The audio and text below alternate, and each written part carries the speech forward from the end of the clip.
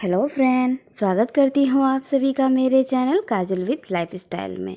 तो फ्रेंड, सर्दियों का मौसम शुरू हो गया है। तो आज जो रेसिपी मैं बताने वाली हूँ उसे हम बनाएंगे गेहूं के आटे से मज़ेदार लड्डू। तो चलिए बनाना शुरू करते हैं। तो इस लड्डू को बनाने के लिए सबसे पहले हमें लेना है, इस कप के मेजरमेंट से 1 कप मैंने यहाँ पे चीनी ली है और इसी कप के मेजरमेंट से हमें लेना है 2 कप फुल पानी। और पानी डाल के एक अच्छी सी उबाल आने के लिए तब तक हमें इसे पकाना है। तो यहाँ में 1 ताड़ की चाशनी बनानी है, इसलिए आप इनको अच्छे से इस तरह से चलाते रहे जब तक कि एक अच्छी उबाल ना आ जाए। तो आप देख सकते हो कि यहाँ चीनी मेल्ट हो गई अच्छे से और एक अच्छी सी उबाल आ गई है। तो यहाँ पे हम इस लड्डू को फ्लेवर को बढ़ाने के लिए हम थोड़ी सी यहाँ पे इलायची पाउडर यूज़ करेंगे। ये बिल्कुल ऑप्शनल है, आप चाहे तो डालें, नहीं तो आप स्किप कर दें। इलायची पाउडर डाल के मैंने यहाँ अच्छे से इनको मिला लिया है। तो यहाँ पे मुझे 1 ताड़ की चाशनी चाहिए थी, तो ये बनके तैयार है। तो मैंने यहाँ पे गैस का फ्लेम ऑफ कर दिया है। अब इस चाशनी को हम एक साइड में रख के उसके बाद हम यहाँ चढ़ाएंगे कढ़ाई को। तो मैंने यहाँ पे कढ़ाई को चढ़ा लिया है। गेहूँ के आटे के लड्डू बनाने के लिए सबसे ज़्यादा क्वांटिटी में चाहिए वो चाहिए घी। तो मैंने यहाँ पे इस कप के मेजरमेंट से मैंने 1 कप घी लिया है। यहाँ हम आधा घी अभी यूज़ करेंगे। तो मैंने यहाँ पे आधा घी लिया है और आधा मैंने अभी रख दिया है। तो सबसे पहले हम इस घी को हल्का सा गर्म होने के लिए देंगे। उसके बाद हम यहाँ पे फ्राई करेंगे ड्राई फ्रूट्स। तो यहाँ पे मैंने काजू और कुछ मैंने बादाम लिए हैं, जिनको हम 1 से 2 मिनट के लिए इस तरह से इनको अच्छे से हम मिला के इनको फ्राई कर लेंगे। तो आप देख सकते हो यहाँ पे काजू और काठ बादाम जो है वो हल्का सा ब्राउन हो गया है। इसे कुछ देर इस तरह से फ्राई करने के बाद इसे हम निकाल लेंगे। तो ये अच्छे से फ्राई हो गई है, तो इसे हम अब निकाल लेते हैं। तो यहाँ पे मैंने सारा काजू और बादाम को मैंने फ्राई करके निकाल लिया है एक अलग प्लेट में। तो अब इस कढ़ाई में जो बचा हुआ घी है इसको हम अब आटे में यूज़ करेंगे। तो इस सारे घी पे हम यहाँ पे इस कप के मेजरमेंट से मैंने 1 कप मैंने आटा लिया है। ये आटा लगभग 200 ग्राम के आसपास है। तो इसे मीडियम फ्लेम में इस आटा को और घी को अच्छे से इस तरह से हमें पकाना है। तो इसे आप मीडियम फ्लेम में इस तरह से धीरे धीरे इनको चलाते रहे। आप यहाँ में गैस का फ्लेम बिल्कुल भी हाई ना करें, नहीं तो आटा जलने का डर रहेगा। तो बस आप इसे मीडियम फ्लेम में इस तरह से आप चलाते रहें। हमें इसे तब तक चलाना है जब तक इसका जो कलर है ये चेंज ना हो जाए और एक अच्छी सी खुशबू ना आने लगे, तब तक हमें इसे फ्राई करना है। तो इसे फ्राई करते हुए मुझे 5 से 6 मिनट हो गए हैं। तो इनका कलर भी थोड़ा सा चेंज हुआ है, आप देख सकते हैं। तो बस अब हमें इसे मीडियम फ्लेम में इसी तरह से इन्हें फ्राई करना है। कुछ देर आटा और घी को इस तरह से मिलाने के बाद यहाँ मैं और थोड़ा सा घी ऐड कर रही हूँ। तो यहाँ आप थोड़ा सा और घी डाल के इनको इस तरह से आप चलाते रहे। आप थोड़ा थोड़ा घी डाल के इनको अच्छे से इस तरह से फ्राई करें। पहले इनको इस तरह से अच्छे से मिला लें। बस हमें कुछ देर में घी को इस तरह से थोड़ा थोड़ा डाल के इनको अच्छे से मिलाना है। कुछ देर फ्राई करने के बाद मैंने यहाँ पे और थोड़ी सी मैंने घी यूज़ की है। तो आप चारों साइड से इस तरह से थोड़ा थोड़ा घी डाल के इनको आप इस तरह से मिलाते रहे।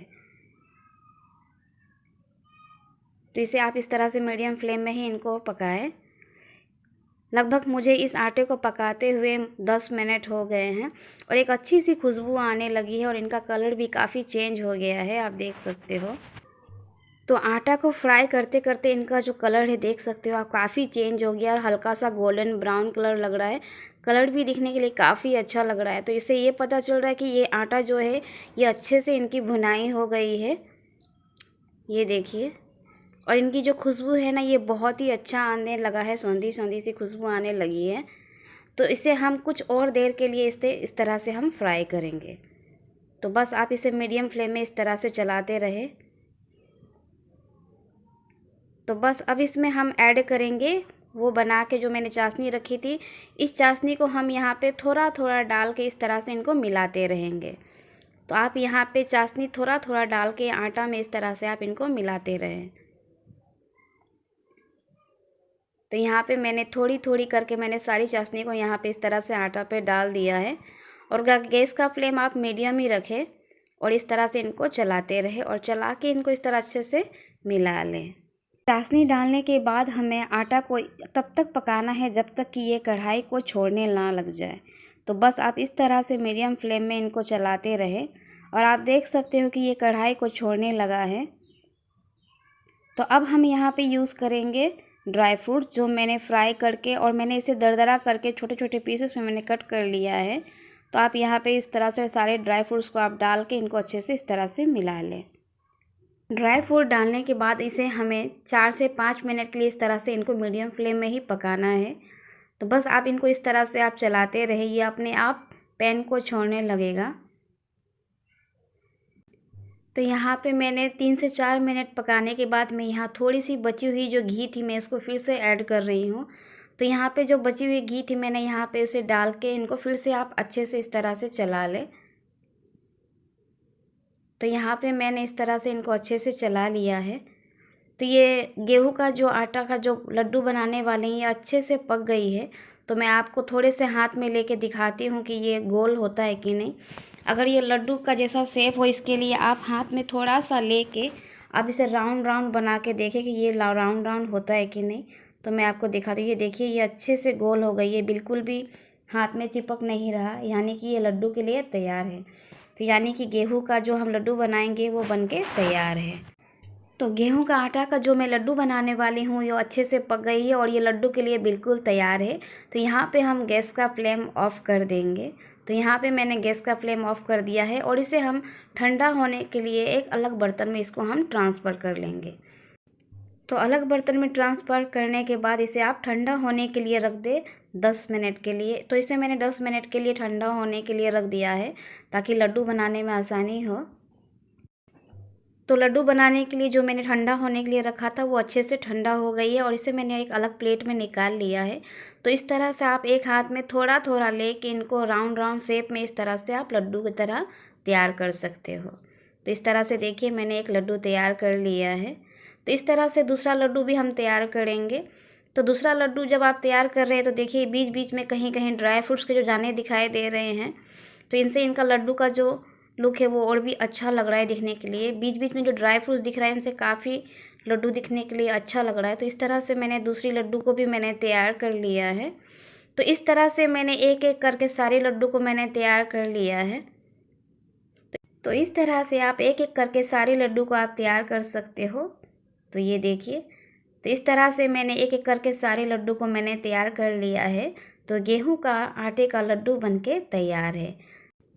तो इस लड्डू को हम प्लेटिंग में अच्छे से सजा लेंगे और इस पे हम यूज़ करेंगे सिल्वर वर्क। ये बिल्कुल ऑप्शनल है, आप चाहो तो डालें, नहीं तो आप स्किप कर दें। मैंने इसे मार्केट का लुक देने के लिए मैंने यहाँ पे सिल्वर वर्क यूज़ किया है। तो इस तरह से जो लड्डू की खूबसूरती है वो दिखने के लिए और भी ज़्यादा खूबसूरत लगेगा। तो ये देखिए गेहूं का आटे का लड्डू बनके तैयार है। तो मैं आपको एक लड्डू तोड़ के दिखाती हूँ कि ये बिल्कुल भी हार्ड नहीं है, एकदम सॉफ्ट है। और लड्डू तोड़ने के बाद में जो बीच बीच में जो ड्राई फ्रूट्स दिखने के लिए मिलता है, इनसे जो लड्डू की खूबसूरती है वो और ज़्यादा बढ़ गई है। तो ये देखिए लड्डू बनके तैयार है। अगर आपको मेरी रेसिपी अच्छी लगी तो लाइक शेयर और कमेंट ज़रूर करें और चैनल पे नए हैं तो चैनल को सब्सक्राइब भी ज़रूर करें और साथ ही बेल आइकन को भी ज़रूर दबा दें ताकि मेरी हर नई वीडियो की नोटिफिकेशन आपको मिलती रहे।